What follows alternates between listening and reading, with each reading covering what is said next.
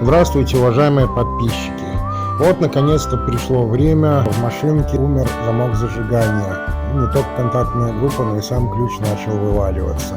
Пришла пора сделать кнопку старт-стоп. Изучив все предложения, пришел к выводу, что выгоднее все-таки, наверное, собрать всю электронику самому. Оно как бы получается и дешевле, и надежнее по качеству. Для этого нам понадобится маркировка реле 23.3777. Найти его не составило особой сложности. Скажу только одно, что купить его в магазине стоит на порядок дешевле, чем на рынке покупать с разбора бэушку.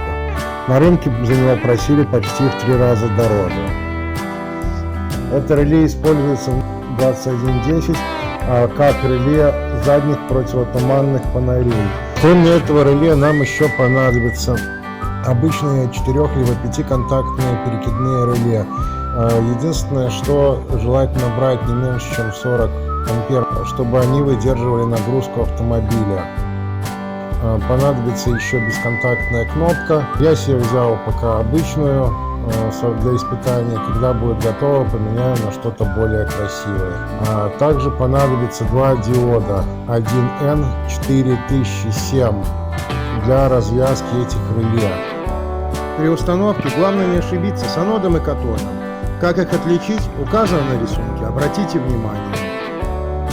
Изучив все предложения по схемам в интернете, выбрали 2 варианта.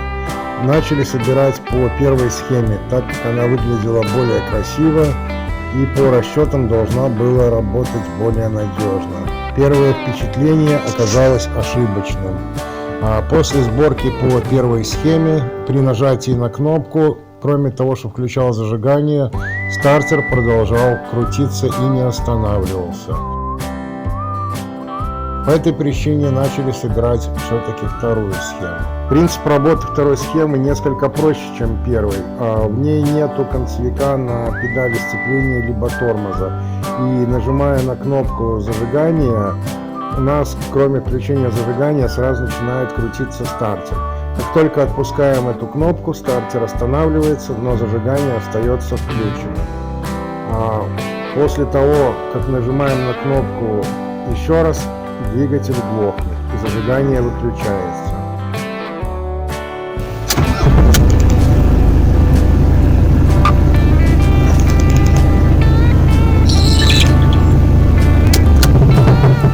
Кроме того, не забудьте, что, убрав необходимость использовать ключ либо карточку при заводке, также необходимо установить какую-либо пассивную сигнализацию от угона. Кроме того, не забудьте, что при установке кнопки старт и стоп необходимо разблокировать руль. Для этого необходимо снять блокиратор с рулевой рейки. О том, что делать с иммобилайзером при наличии в данной машине, мы поговорим немного позже. Огромное спасибо за просмотр. Подписывайтесь, ставьте лайк. До скорых встреч. Пока.